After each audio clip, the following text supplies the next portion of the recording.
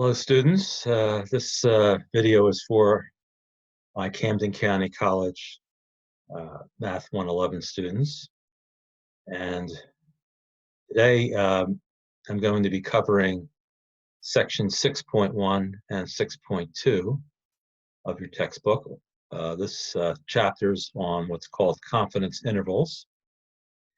And the schedule basically is I will go through the textbook for these two chapters today, 6.1 and 6.2. On Thursday, my plan is to do some problem solving for 6.1 and 6.2, just go over several different types of problems that you can see in these two sections. Show you how to use your TI-8384 calculator to solve these types of problems. So we'll go over quite a few of those on Thursday. Next Tuesday, which is April the 14th, I will be finishing up chapter 6 by going over section 6.3. And then a week from this Thursday, that's the, I guess that's the 16th, I'll be doing problem solving for section 6.3.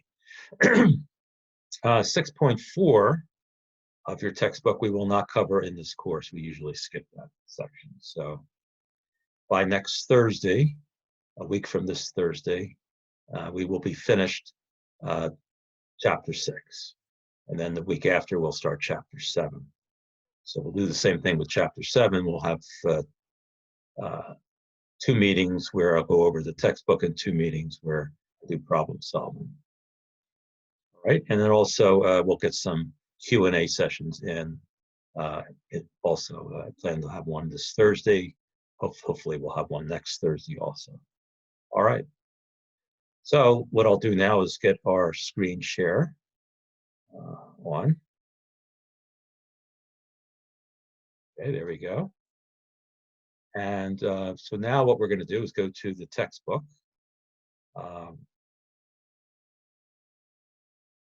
And we're going to look for 6.1. There we go. Hopefully all of you can see this section here, 6.1, called confidence intervals for the mean.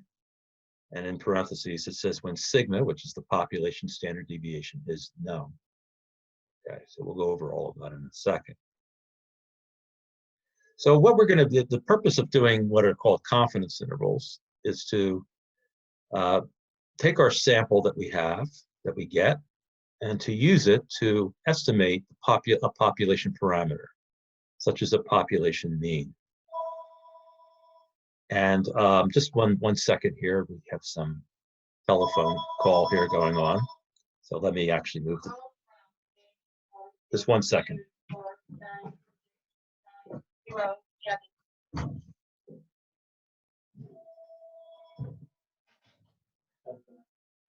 All right, sorry about that. Just wanted to make sure that phone tends to ring quite often, so out of the room. All right, anyway. So so again, what we're trying to do here is we're trying to estimate a population parameter such as the population mean using sample data. And in particular, we're interested in finding an estimate for the population parameter, the mean. In this case, we're going to use the sample mean for an estimator. And when we use one single value, such as a sample mean, to estimate a population parameter, we call that a point estimate. That's the definition right here, point estimate. Okay. What we're also looking for is what's called an unbiased estimator of our population parameter, the population mean. Don't worry what that means. It just means that statistically, it's a very good estimator. I think that's the best way of saying it. And out of all the possibilities that we could use to estimate the population mean, such as the median and some others, the sample mean, X bar, is the best, right? So we're going to use the sample mean for our estimation. And we're also going to be using the standard error, if you remember what that is. sigma divided by the square root of the sample size. We're going to be using that as an estimator. To be used in the estimation process, but you'll see that in a few minutes. Okay. How do we find a point estimate? Well, if we're given a data set, like this data set here, the number of hours, and what is this here? Let's read through this problem. A researcher is collecting data about a college athletic conference and its student athletes. A random sample of 40 student athletes is selected, and their numbers of hours spent on required athletic activities for 1 week are recorded, right? So basically, these are the recordings of the number of hours 40 student athletes said that they use, number of hours that they use for their athletics. Find a point estimate for the population mean, the mean number of hours spent on required athletic activities by all student athletes in the conference. Well, you can put this in, obviously, in a list in our statistical list, like L1, and then go to one variable statistics and look up the mean, right? That's what we usually do. In the book here, it just says add up all the numbers and divide by 40. Well, basically, that's what the calculator does when we enter it into a list and we look up the mean in one variable statistics. So this 21.1 in this case here is an estimate of the population parameter, the mean number of hours spent by student athletes in this conference. And we just, this estimate is based off of a random sample of 40 of these athletes. Okay, so this is not something new. We know that we've been calculating sample means all along, and we're just using it now to say something about the population mean.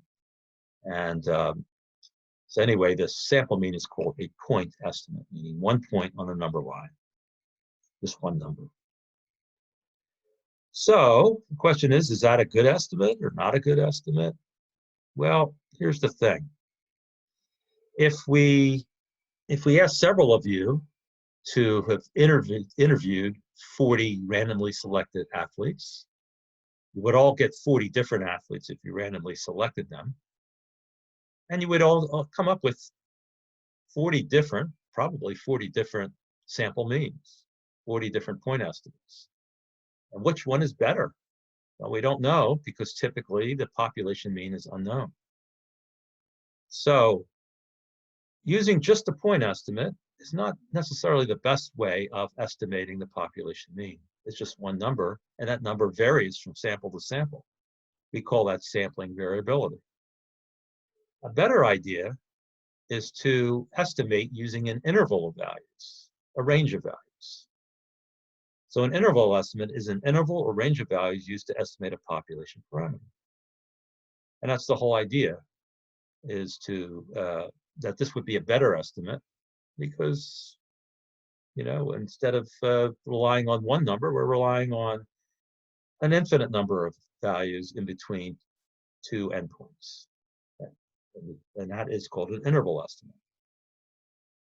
Now, how do we construct an interval estimate? Well, there is a procedure for doing this, and this is what you're going to learn today, specific procedure. And one of the things that we're going to use is what's called, and it's down here, this definition here, it's called a level of confidence. Okay. Now, the question is, what is a level of confidence? We use the letter C, small c, to represent it.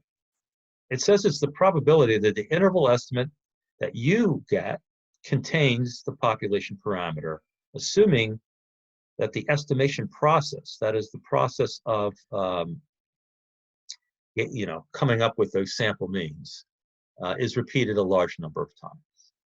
Okay, so basically, a level of confidence would be the following. Let's say we had the resources and the money and the time to create as many samples as we wanted to, of the same sample size, measuring the same thing, measuring exactly the same thing, coming up with our sample means for each of these samples. That's, of course, called the sampling distribution. And what if we knew ahead of time that approximately 95% of the intervals that we create for each of these samples using the point estimate or the sample mean, I'll show you how to do that. Suppose that the 95% of these intervals that we create for each sample contains the population parameter and 5% don't. Well, we can't guarantee that 100% of these intervals that we create will contain the population parameter because we don't, it's just not possible to do that, to make it 100%. But 95% sounds pretty good, and that means 5% of the intervals would not contain the population parameter. Well, the level of confidence, if we say the level of confidence 0.95, we would basically say there's 95% of all these intervals that we created from each sample in the sampling distribution. 95% of them actually contain the population mean. It's basically within that interval, and 5% did not. So this 95% is what's called the level of confidence. In other words, we are 95% confident that the interval that we have, that we created from the sample mean that we calculated from the sample that we actually drew, that we actually selected. We're 95% confident that particular sample that we have contains, that interval contains the population mean. Okay, so this may not be totally clear to you yet, but we'll do some examples and show you how it works. Now, if our sample size is at least 30, that's the central limit theorem. If we know nothing about the population, we don't know if it's normal or not. We know the central limit theorem says if the sample size is at least 30, right here, you know that the sampling distribution of sample means is approximately normal. So, assuming that's the case, what we can do is draw a normal distribution, this curve here, and what we're going to use is going to be the standard normal, the Z table, the Z, random variable, right, with a mean of 0 and standard deviation of 1. Now, if the sample size is greater than or equal to 30, and we can use the standard normal table, then we can determine what are called critical values off of this. Now, what are critical values? Well, if our level of confidence, C, let's say it's 95%. What the level of confidence is basically the middle 95% of the normal curve. The middle 95%. What's left? Well, it's 5%, right? Half of it goes over here on the yellow, half of it goes over here on the other yellow piece here. And therefore, we could find these Z critical values. Now, this one's the negative of this one. How do we find this Z critical value? We use inverse normal. Remember inverse normal. Inverse normal says if we have an area, which we would, if this is 95% and here if C is 0.95, then this yellow piece here would be 0.025, which is 1/2 of 1 minus 0.95. That would be this yellow piece here. So we would use that area as to the right for this critical value. And of course, with our calculator, when we use inverse normal, it's looking for the area to the left. So we would say 1 minus this area, which would be 1 minus 0.025, would be the area to the left of this critical value. And of course, when we look up the Z for this using inverse normal, we get 1.96. Okay. This is called the critical value, and it's going to be used to find a confidence interval. I'll show you in a minute how that works. But anyway, whatever C is, that's the middle area of the normal curve. And then half of the remaining area goes to the right, half of the remaining area goes to the left. We've done this before. And then we use inverse normal to find these critical values. Okay. All right. Now, here's another definition. Again, these definitions that I'm showing to you will be showing up on a quiz. As you know, I gave you guys, sent it guys an email saying that quizzes number 3 and 4 will be posted this week. And quiz number 5 will be for chapter 6 here. So you'll see some of these definitions in quiz number 5, which I will post in a couple of weeks. Anyway, the definition of a sampling error is it's the difference between the point estimate, in this case x bar, and the actual parameter value. Now, typically mu is not known, but if you happen to have an estimate for it, we could calculate that sampling error.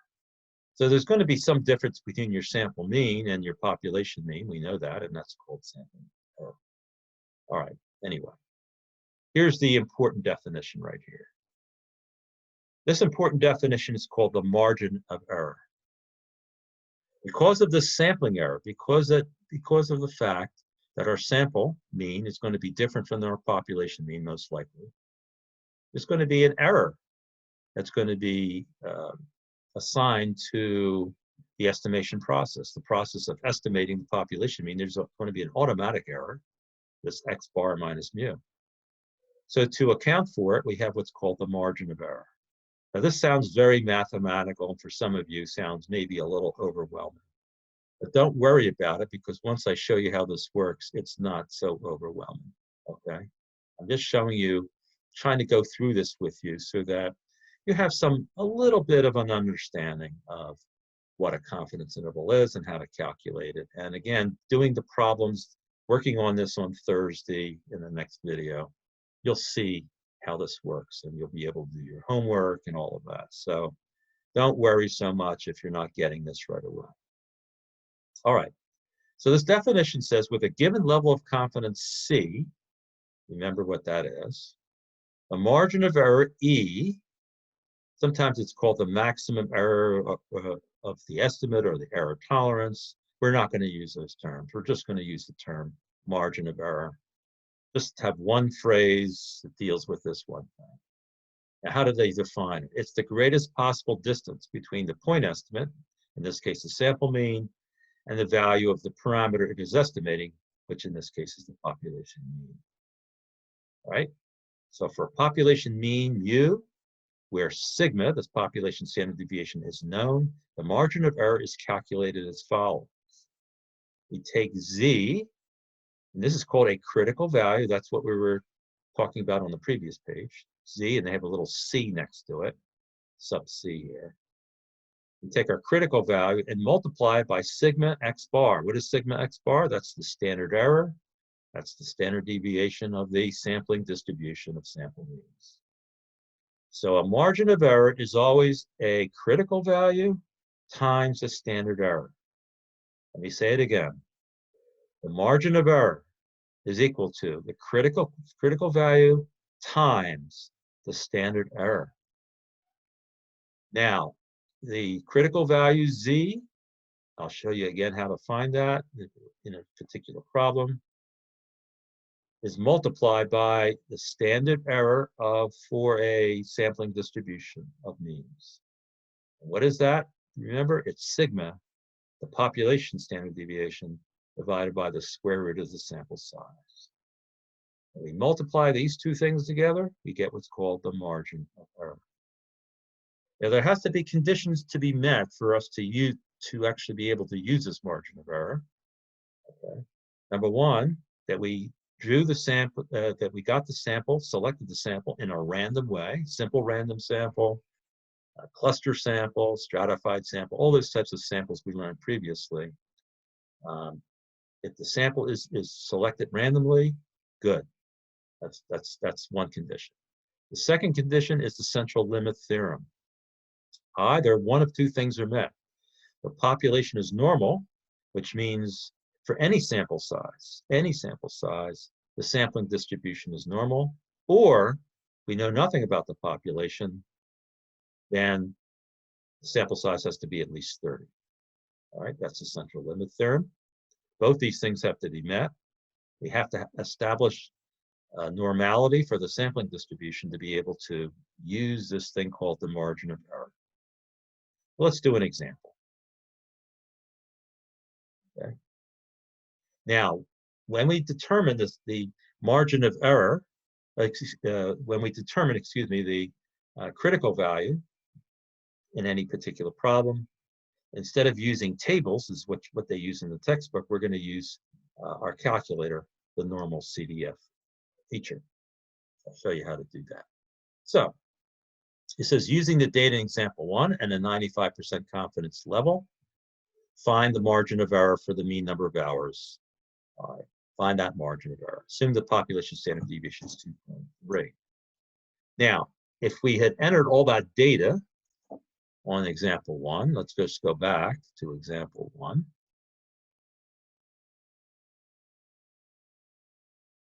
So if we entered all of this data here, these 40 numbers here into L1 and calculated the sample mean using one variable statistics, we would have got 21.1. X bar is equal to 21.1. Okay, so that is our point estimate. Okay, so that we know that. Now, we don't need that to calculate the margin of error, but we will need it soon. So I'm just going to write down that 21.1 for our point estimate. Now, if we're going to do a 95% confidence level, if we're going to use that in our calculation of this margin of error, we need to find, number one, the critical value, the 95%. So let's just go to our calculator. Okay. You can follow along with your own calculator. So what are we going to do? Well, we know that if we have a 95%, let's actually go back to the book for a second. We know that the middle area here is 95%. So whenever you're being told the level of confidence, 95%, you know the middle area of the normal curve is going to be 0.95. What's remaining is 5%. Half of it goes over here, 2.5% goes here, 2.5% goes here. And we want to determine the critical value, the positive critical value here, because this is the negative one. That corresponds to an area to the right, 0.025. So, yeah, let's go back to our calculator and do that. So we're going to do second, the ARS, and we're going to scroll down to our normal CDF. We have old stuff in here. So now, this is the wrong, as I did it here, I was doing it blind without thinking very much. This is the wrong thing to use. We don't, to find a critical value, we don't use normal CDF.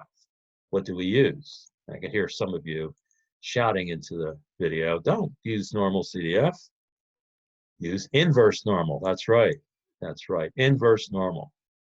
So now, oops, what happened there? Looks like I didn't clear everything out, so I have to clear this out. Let's do this again. Let's do second quit here. All right, let's do it again. Second, the ARS, we're going to scroll down to inverse normal, enter. Oh, there we go. That's what we want. Now, if the area to the right is 0.025, the area to the left must be 1 minus 0.025. So that's what we're going to do here, 1 minus 0.025. Now, what we're interested in is to find the z.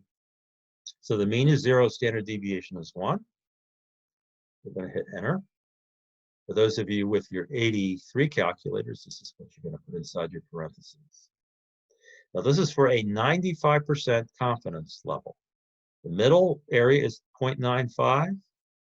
The area to the left is 1 minus 0.025. Remember how we showed it, right? Let's go back. The area in the middle is 0.95. The area to the right is 0.025. That means the area to the left includes the 95% plus this 2.5%. 97.5%. Okay, just wanted to make that clear. So 1 minus 0.025 is 0.975. We hit enter, here's our 1.96. So that's how they came up with that critical value. All right, everybody clear on that? I hope everybody's clear on how to find the critical value given the level of confidence. All right, so let's go back to the problem here. So we know that Z is, in our margin of error calculation, is 1.96. Now, if they give you the population standard deviation, and we know from the problem, let's go back, problem number 1, we know that there are 40 student athletes that were randomly selected. That's where these 40 numbers are coming from. We know that small n is equal to 40. Okay, so hopefully we're good with that. So what is our standard error? It's the population. The numerator is the population standard deviation, which is 2.3 hours. And we divide it by the square root of 40, which is the sample size. And if we do the arithmetic here, we multiply this out, you get approximately 0.7 as our margin of error. All right? So what's the interpretation? You're 95% confidence that the margin of error for the population and mean is about 0.7. Okay, 0.7 hours. Now, I have to make it really clear that a margin of error is not a standard error. The margin of error, the standard error is this ratio here, 2.3 divided by the square root of 40. The margin of error is this standard error times this critical value. Okay? That's what creates the margin of error. Okay? So we have to be crystal clear on that, the difference between the standard error, which is just this part here, and the margin of error, which is this whole thing. All right? All right. So let's move on to actually creating confidence intervals now.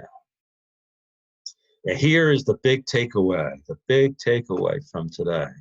Big takeaway. How do we create this thing called a confidence interval, this interval estimate for the population mean? Well, what we do is we take our point estimate. The point estimate is what? Our sample mean. And we create an interval out of it. The right end of the interval, the right endpoint of the interval is the point estimate plus the margin of error. That's what we just calculated. The left end of the interval is the point estimate, the sample mean minus the margin of error. See how that works?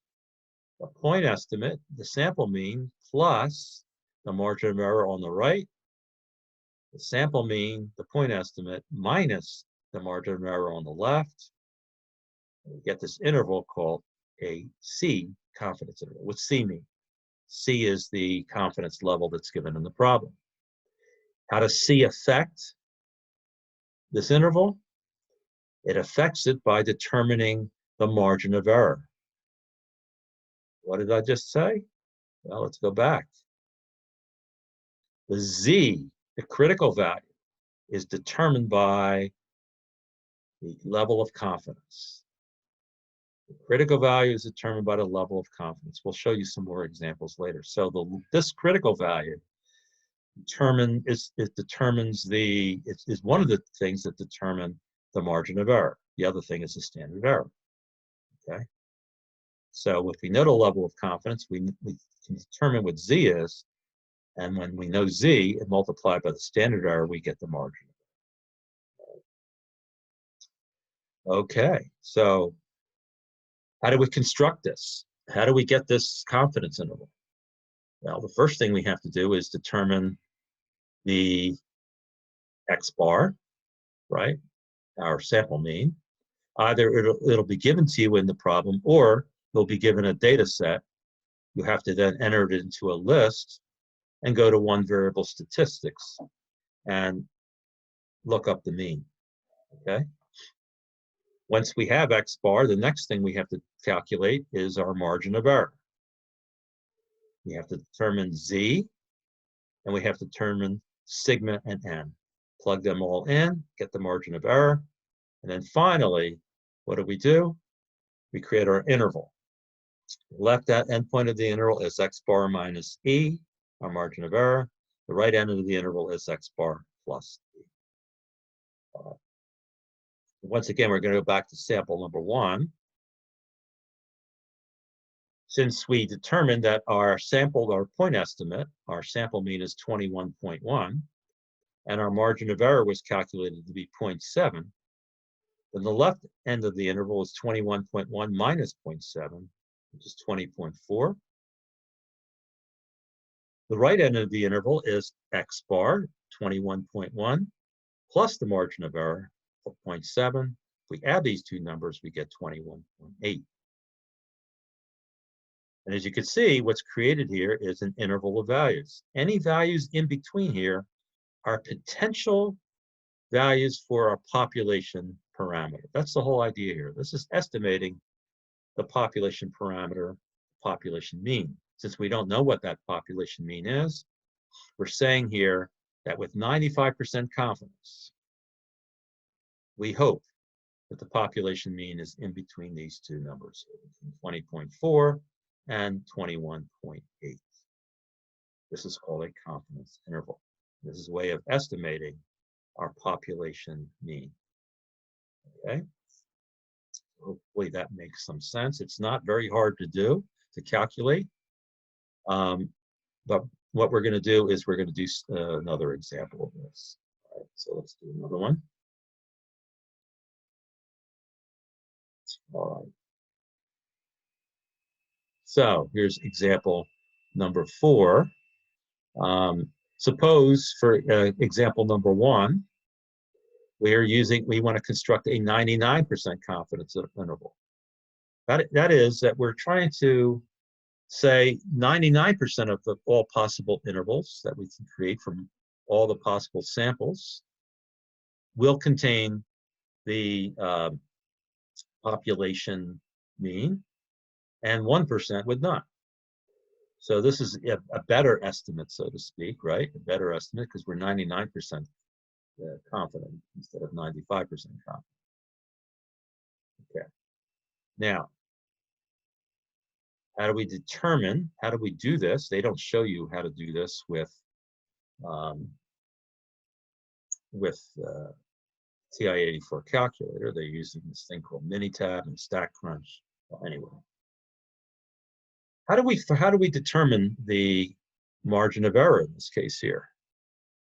Well, remember the margin of error is equal to the critical value z times sigma divided by the square root of n, right?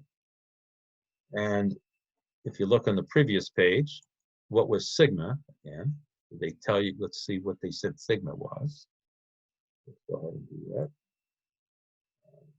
I think did they give it to us here? No. Let's go back one. No, it was one of these pages that we saw sigma. Oh, here it is. Assume that the population standard deviation is 2.3 hours. So that's sigma, 2.3.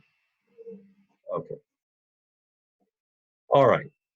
Now, what if we want to find a 95% confidence interval? That's what we're being asked to do here. Well, what's going to change is the critical value in the margin of error formula. Just the critical value will change. Nothing else will change. And how do we determine the critical value? Let's go back to our calculator. And in this case, again, we're going to do inverse normal. Scroll down. There. Now, let's actually go back to the other screen here.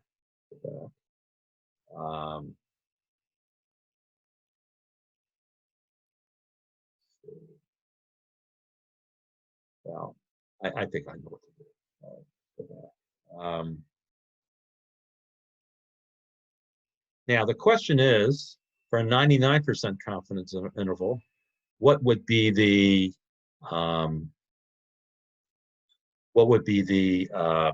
area to the left of the critical value. So we have to actually make a drawing here. And actually, I think I have, oh, I know what to use. Here I'm talking to myself.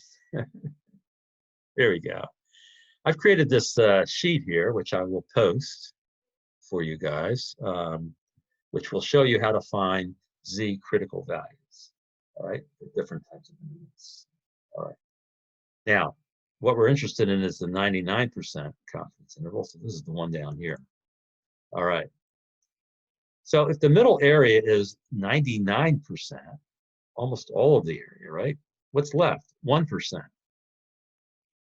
Half of the 1% goes over here, so that's why it says 0.5%, and half of the area goes to the left, which is 0.5%.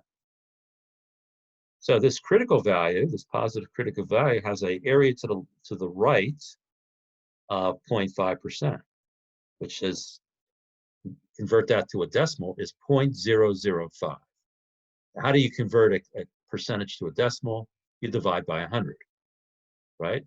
You divide it by 100, which would be 0.005. So anyway, Z star is equal to inverse normal, and in parentheses, we're going to put the area to the left as 1 minus 0.005. Mean of 0, standard deviation of 1. Let's go ahead and do that. Now, the answer is 2.58, but let's go ahead and do it with our calculator. I'm going to scroll over here and put 0.005. That's my 1 minus 0.005 is the area to the left. Scroll down, hit enter. And that's how they came up with 2.58. They rounded it. Now, if you want, you can round this to 3 decimal places, and we can use 2.576 as our critical value. All right, book says 2.58, but there's no harm in rounding it to 3 decimal places to make it 2.576. All right. So let's go back to the textbook. So what do we do here? What do? We take our critical value of 2.576 and multiply it by sigma divided by the square root of n, which is our standard error. Okay, so what should we do here? I'm trying to come up with a way of doing this, so I'm going to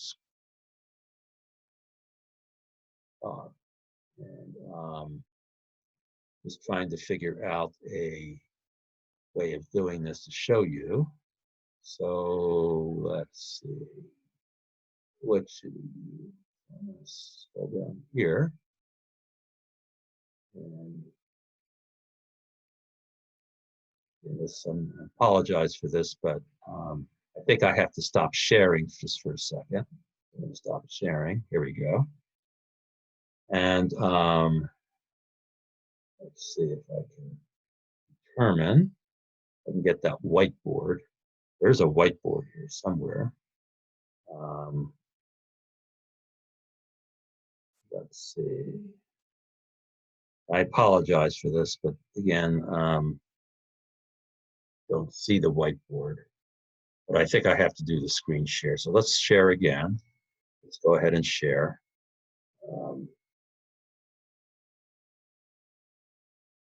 Here it is. This is where it is. So again, apologies. I'm just, all right. So how do we find the critical value? So let's see. We're going to say our Z is equal to, oops, not very good here. Z is equal to, our critical value is going to be 2.576. Let me see if I can write this. 2.576.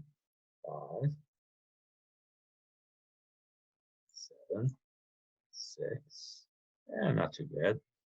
Make this dot a little bit bigger here. There we go. Times, so that's a critical value.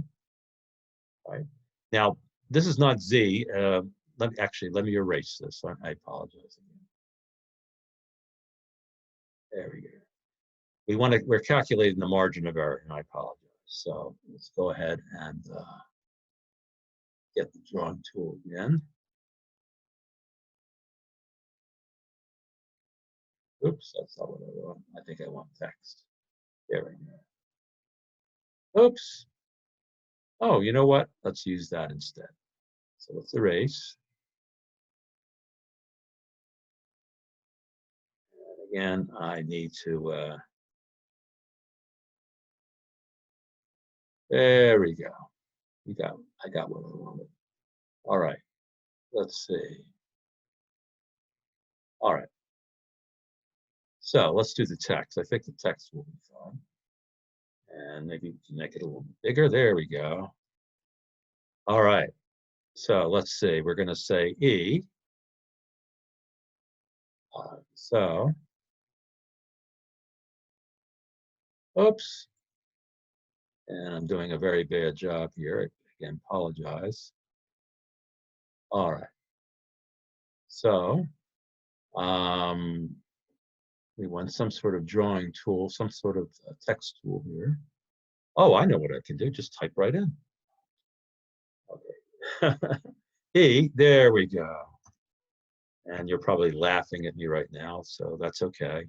I should have planned this ahead of time, but I didn't. So, but anyway, there's our margin of error. Now, our Z is going to be 2.576. And we're going to multiply that by the standard error, which is going to be 2.3 divided by the square roots. And I don't think they have any square root signs here. So I'm going to type in the word square root. Hopefully you know what that means. 2.5 square root of 40, right? Square root of 40. There we go. And that should give us our answer to the question of the margin of error. So let's see what it is. And we'll do it with our calculator too in a second, but I'm going to try it with my calculator here. 2.576 times 2.3 divided by the square root of 40. Hit enter, and I get 0.938. Let's say that's our estimate. 3 decimal places. So that's our margin of error, 0.938. All right, so everybody good with that? All right. So what we're now going to do is we're going to go back to our calculator. And let's use our calculator to do this. All right, there we go. And let me just try something here. I'm just doing a little bit of experimentation. Oh, it seems to stay on the screen, which is good. All right, so that's our result. Let's do it with a calculator. So we're just going to type in this information here. Now, one thing we can do with our calculator, I want to show you this little procedure, is that once we calculate the critical value using inverse normal, and we want to calculate a margin of error, since we already have it displayed on our screen, 2.5758, we can simply hit the multiplication key. And this ANS, or answer, is referring to this 2.57. You can now multiply that by 2.3 and then divide by the square roots, second square roots of our sample size, which is 40. Hit enter, and that is our margin of error. If you remember just a second ago when we did it on the whiteboard, we got 0.938. Okay. Now, why did we get 0.938? Because we rounded the critical value here. We rounded it up, so this value is a little bit bigger. But if you use your calculator, you're going to get an exact answer, because it'll take the answer for the critical value, and if you multiply it by 2.3 divided by the square root of 40, you're going to get the margin of error. So this is your margin of error. Now, I'm going to show you a new little trick that you can do with your calculator. You can store a number You can store a number. And the reason why you want to store in this case here is because I want to create my confidence interval using this margin of error. So let me show you how it's done. Okay. So this number here is now in short-term memory, this 0.9367. It's our margin of error. And I want to store it. I hit the store button. And it wants me to store this number that I just calculated in some letter, in some alpha letter in your calculator. So what I'm going to do is I'm going to hit the alpha button. And I'm just going to pick the letter T. Now notice that T for that alpha is right above the 4. So I'm going to hit 4 button. So I'll hit alpha, and it knows to pick the letter, the T in this case here. And then I'm going to hit enter.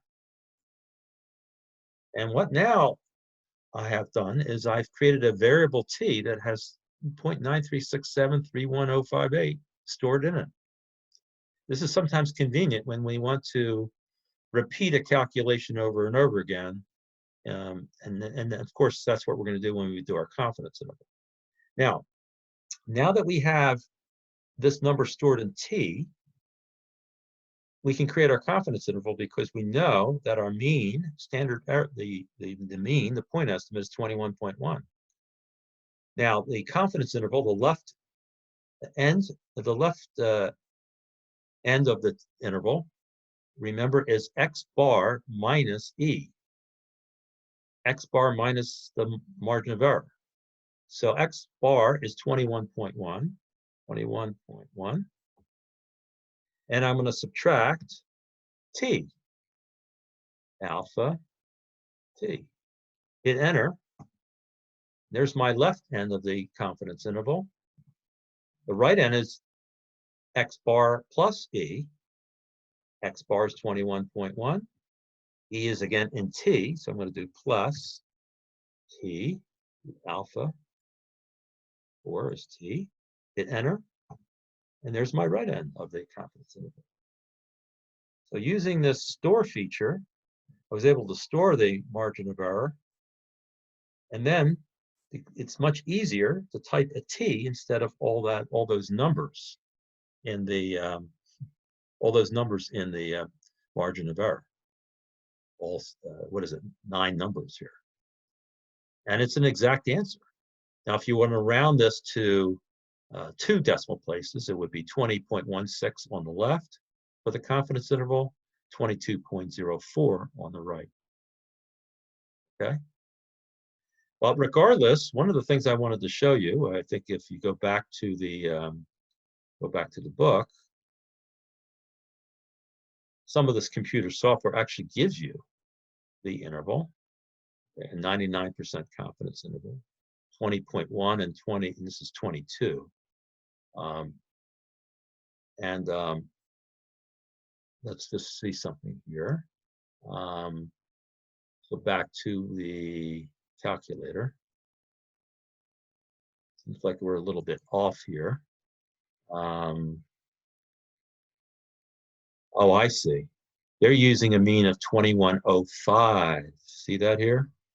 They didn't use 21.1. They used 21.05 as the mean. So, all right, let's go back. So they're being a little inconsistent in the book. Here they're saying 20.1 is the mean. And here they're saying it's 21.05 is the mean. So why don't we use 21.05 as our mean and see if it matches this confidence interval. That's why there's a difference. So what am I going to do? I'm going to scroll up. All right, I'm going to use the scroll button. Hit enter. And I'm going to make the 21.05 as the mean. That's the exact mean. Minus T.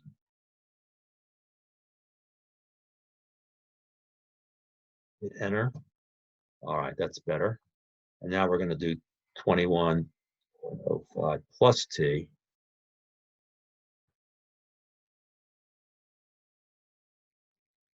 All right, there we go. That matches now what was seen in the book. It's 20.113 21.987. Well, anyway, we go back to the book and see it matches perfectly the both Minitab and the Stack Crunch. So anyway, this is the lower limit of the confidence interval. This is the upper limit. Again, this is exactly what we got. And just so that you're not confused about what I just did, I just changed the mean from 21.1 to 21.05. I think if you round it to 2 decimal places, the mean, this is the correct mean. Instead of using 21.1, we're using 21.05. I just wanted to do that to match what's in the textbook. Now, here is one of the keys for what we just did. All right, I just want you to understand it really clearly. Let's go back to the 95% interval.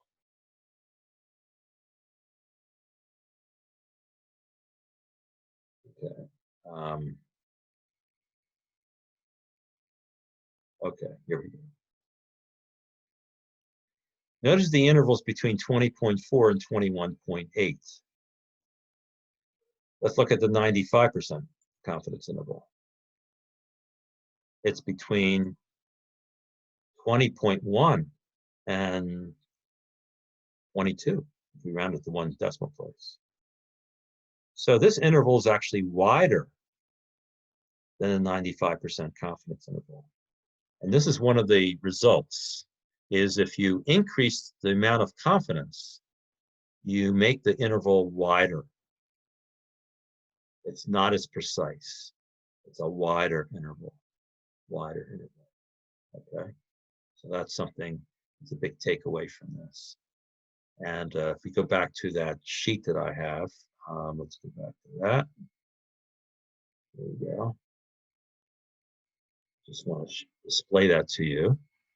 Notice that the critical value increases as the level of confidence increases. When we go to 90% level of confidence, critical value is 1.645. For 95%, it's 1.96. And for 99%, it's 2.58. The critical value increases as the level of confidence increases. And if we go to the formula for confidence intervals, okay, or the formula for the margin of error, the critical value times the standard error gives you the margin of error. So as the level of confidence increases, this critical value is going to get bigger. And as this gets bigger, and we multiply it by the standard error, the margin of error gets bigger.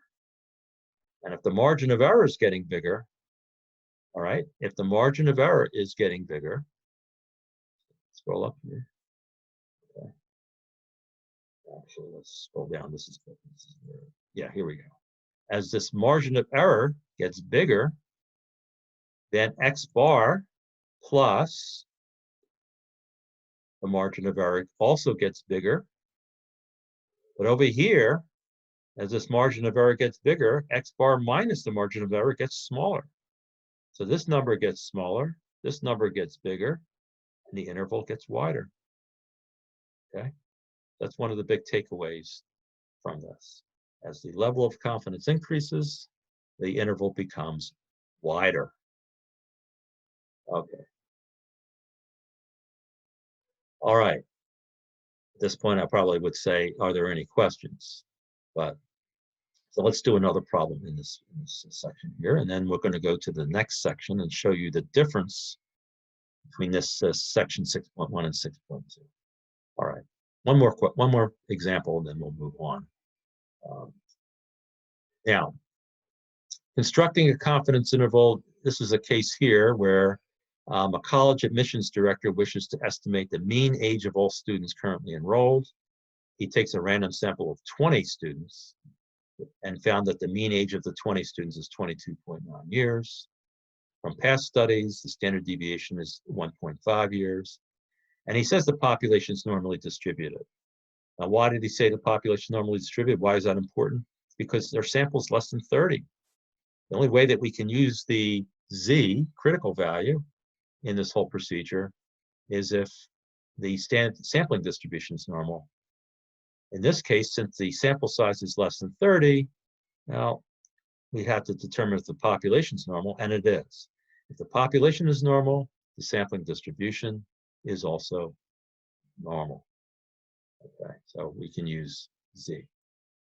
All right. Now, what is the margin of error? It says construct a 90% confidence interval. Well, if you use inverse normal, you get 1.645. How do we know that? Let's go back to my sheet of mine with critical values.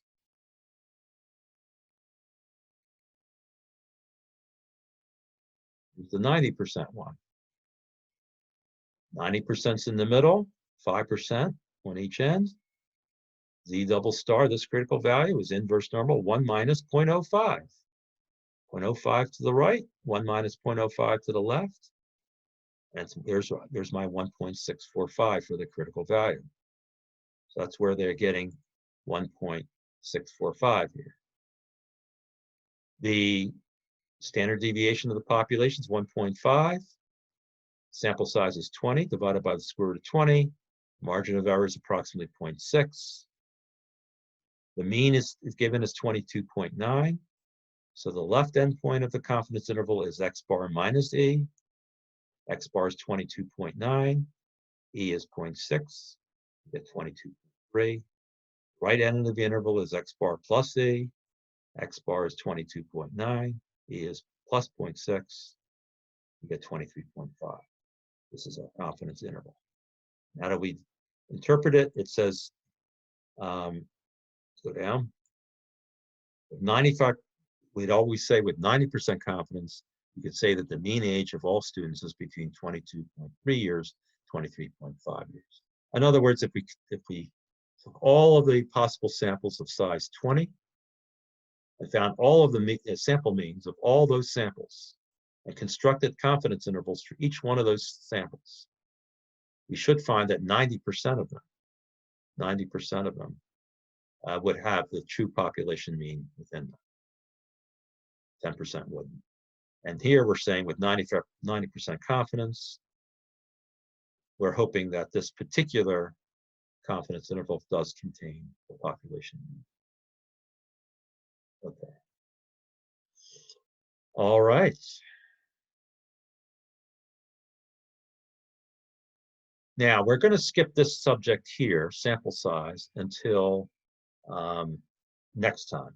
We'll go back to this when we do our problems, because this particular section here deals specifically with a specific type of problem that you might see on the test or in the final exam. So I'm going to skip this for now.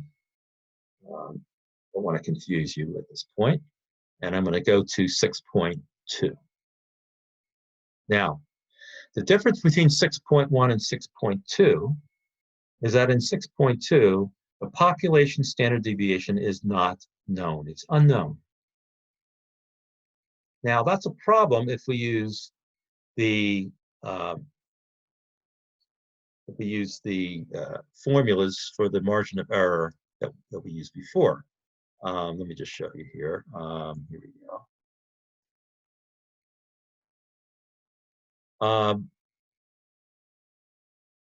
Skip that one. Here we go. Now, remember the margin of error is Z times sigma divided by the square root of n. If we don't know sigma, we can't use this formula for the margin of error.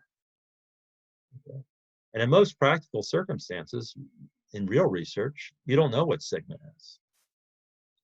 So what do?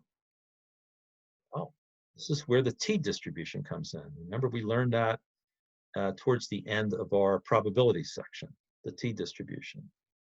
And here is a whole section here on the t distribution, what it is and how it's defined. We talked about it a little bit. We talked about how to find or how to use t, CDF, and inverse t. But we haven't really defined it very closely. So here's the actual formula for the t. It's x bar minus mu divided by this ratio. S, what is S? That's the sample standard deviation. That's for the sample that you actually got. You have your X bar, and you have your S. Where do you find S if you enter data into your calculator? One variable statistics will give you our S. That's our sample standard deviation. And it's divided by the square root of n. This is a t distribution. The mean, median, mode are all equal to 0. I had mentioned that earlier to you, that a t has a mean of 0. It's bell-shaped and symmetric about the mean. It looks like a normal curve. The total area is equal to 1, just like a normal curve. The tails in the t-distribution are thicker than those in the standard normal. All right. Standard deviation is always greater than 1. Remember, the standard deviation for a standard normal is 1. The standard deviation of a t-distribution is always greater than 1. You may see a question in your quiz number 5, which asks about this. And remember the parameter that we use in our calculator to whenever we want to do t, CDF, or inverse t, we want to use degrees of freedom. Degrees of freedom is the sample size minus 1. We talked about that before. Right? Okay. So that's a more formal introduction to the t. It shows you that there are t-tables out there, but we don't need to use the t-tables because we have in our calculator, TI-83, 84 calculator, t, CDF, and also inverse t. Okay. Now to find critical values with t, we need to use inverse t instead of inverse normal. Okay. Inverse t. And if we're given the sample size, we know the degrees of freedom is 1 minus is the sample size minus 1. So it says here, find the critical value t for the t, given a 95% confidence level, and the sample size is 14. Well, if the middle area is 95%, that means what's left is 5%. Half of it to the right, 2.5% on the right, 2.5% on the left. So when we use inverse t, we're going to use as our area to the left, 1 minus 0.025, area to the left. This is 95% plus this 2.5%. The degrees of freedom we're going to use is 14. All right, so let's go back to our calculator. And we'll clear everything out. So where do we find inverse t? I'm going to show you how to find inverse t for everyone who has an 84 calculator, and then for those with 83, I'll show you how to do it with 83. Inverse t is option number 4 here, so we go down to inverse t, hit enter. Remember, for a 95% confidence interval, the area to the left is 1 minus 0.025. So we're going to say 1 minus 0.025. The degrees of freedom, the sample size is 15. Degrees of freedom is 14. Scroll down, hit enter. And there is our critical value, 2.1447. Those are the digits. How do we find the critical value using the program? Hopefully all of you who have the 83 calculator, I already programmed your computers to do the inverse t. You just, now I don't have it here on this, yeah, I don't have it here, but what do? You go to program, and you should see inverse t listed. So you hit enter, and then you hit enter again, and it'll ask for the area. So you put 1 minus 0.025, hit enter. It'll ask for the degrees of freedom. You put in 14, hit enter. And then it should give you, after it does a little bit of calculating, it should give you the same answer as we saw before.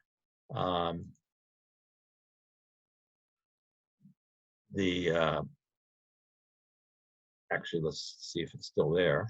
Yeah, this number here. You should get exactly that same number. So once again, for your 83 calculators, you hit your program key. You'll see listed the inverse t. You'll scroll down, hit enter one more time. I'm actually going to do it with my calculator here. because I have it on my calculator. I do not have it on the program on the calculator you have there that you're seeing on the screen. So you just go to the, all right.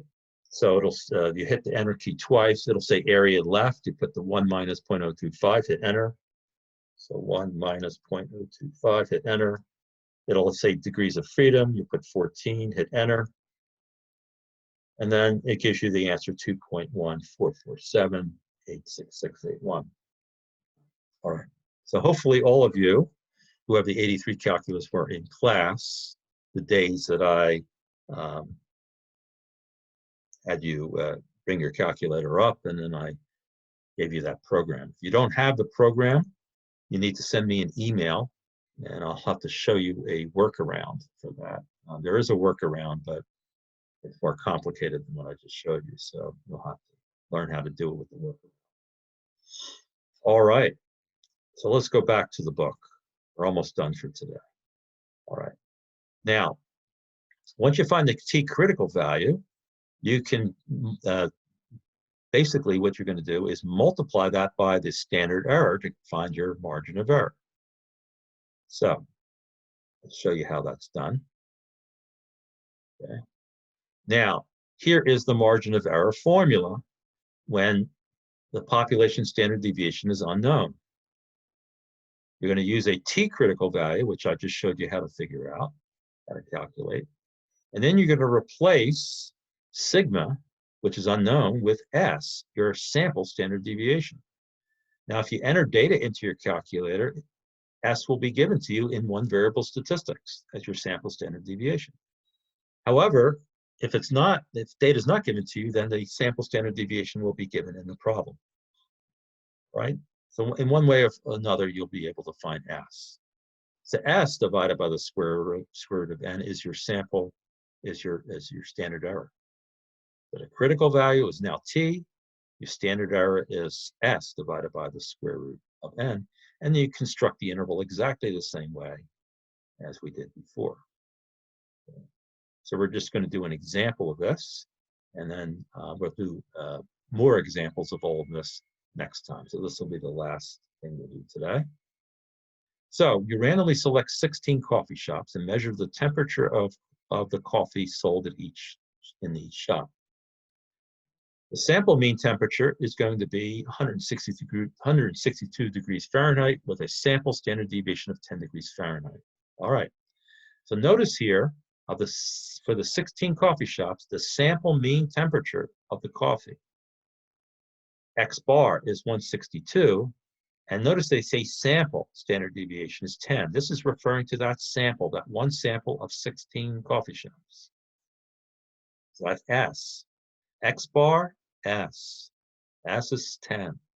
Construct a 95% confidence interval for the population mean temperature of coffee sold. Assume the temperatures are approximately normally distributed. Why do we need that? Because the sample size is 16. It's below 30. So we, to use this confidence interval procedure that I'm showing you, you need to establish normality of the sampling distribution. And the fact that 16 is less than 30 means that the population has to be normal for us to use this procedure. Now, there's no information in here about a population standard deviation. So as soon as you notice there's no population standard deviation mentioned in the problem, it doesn't have to say it's unknown. It's never mentioned. Then you know you need to use the t critical value, and you need to use S in the standard error. So n is 16, X bar is 162, S is 10. It's a 95% confidence interval. That means C is 0.95. Degrees of freedom, you need degrees of freedom in this case here because we're going to be using the t critical value. Since the sample size is 16, degrees of freedom is 1 less than that, which is 15. Again, if we use our critical value, so I'm going to write down this information here. Now we already determined Actually, we didn't determine. I think we have a different sample size here. So n is 16. And we know that x bar is going to be 162. And we know that s is going to be 10. That's a 95% interval. So if 95% is the interval, that means there's 2.5% on the left, 2.5% on the right. Okay, so let's go to our calculator.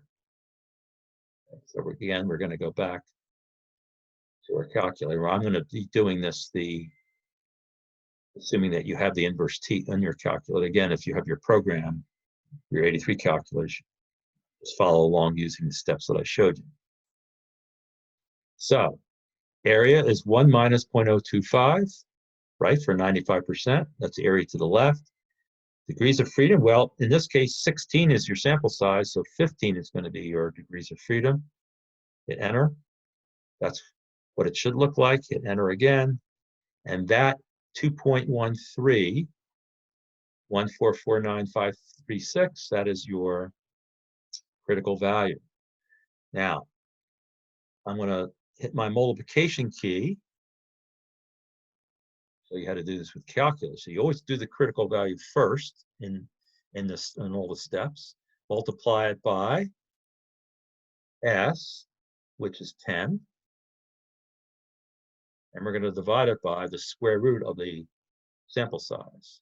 The square root of 16. Notice I put 16 here. I'm not putting 15 in here. It's the actual sample size goes in here, not the degrees of freedom. So 16 goes here. And so 15 goes here for a critical value. 16 goes here for our standard error formula. Hit enter, and that's our margin of error. 5.3286. It's the exact number. So I'm going to store it. Remember, store your margin of error on your calculator. So I'm going to store it. I'm going to put it in alpha. I'm going to put it in t. Now, once I put it in t, whatever I had in t before gets replaced. So this overwrites what was in t before. Now it's stored in t. Now I'm going to do my confidence interval. Remember, x bar is 162. So the left end of the confidence interval is going to be 162 minus the margin of error, which is in t. This is at 5.32. So 162 minus alpha 4.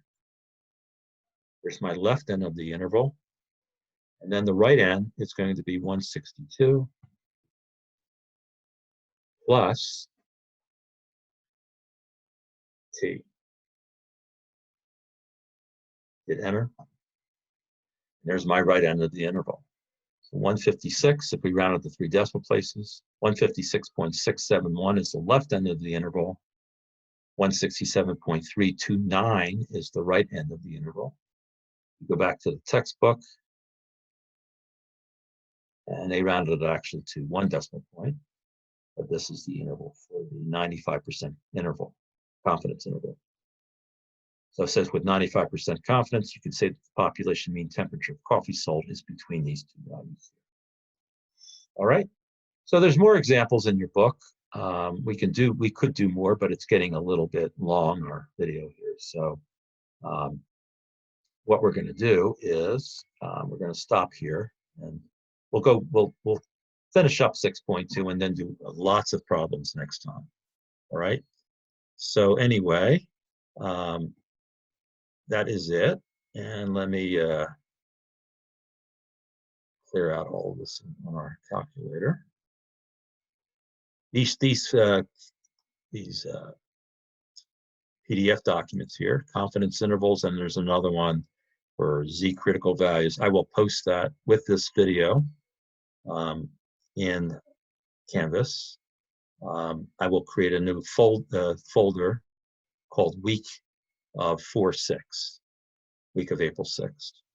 And we'll have this video plus these two handouts. I'll have those also there. All right. And so we don't need this anymore. And again, I apologize for trying to find the whiteboard at since I haven't used it very often, but I know how to get to it now. So apologize for taking time trying to find it. But again, you have to be patient with me. This is all brand new. So anyway, I'll stop sharing here. So that's it for today. Our plan now for the rest of the week is I will have what I covered today was 6.1 and 6.2. I will post some homework for 6.1 and 6.2. But now remember, the homework will now be due on May the 8th. All the homework I post from now on will be due May 8th. Because I've made that due date so long, please don't wait till the last minute to do the homework, because I will not, and I will underline this, will not extend the homework beyond May 8th. So I'm giving you plenty of time to do the homework, and whatever issues that you are having, issues with computers or networks or whatever might be happening right now, and I hope it's not has nothing to do with coronavirus, but whatever it might be, there is plenty of time to do the homework. So please don't wait to the last minute. I will not extend it beyond May 8th, because that's beyond May 8th. May 8th is going to be the time that you're going to be studying for your final. So please don't wait to the last minute with that. I also will be posting quizzes 3 and 4 this week. It'll be due not this Friday, but a week from Friday. So make sure that you also work on the quizzes. And I'm giving you more than a week to get those 2 quizzes done. And that's for previous chapters that we've covered, probability chapters, normal distribution chapters, that sort of thing. All right. And then we have, on Thursday, I will post another video, which will be problem solving for 6.1 and 6.2. I'll finish up whatever I left out on 6.1 and 6.2, take me about 15 minutes, and then I'll spend the rest of the time problem solving, showing you how to do all these types of problems. So you should be able to do well with that. You'll have access to this. You can rewind, view the videos as often as you can. And then we're going to have a Q&A on Thursday. I will email you tomorrow with details about the Q&A, what time and how to access it and all that. All right, so that's it for today.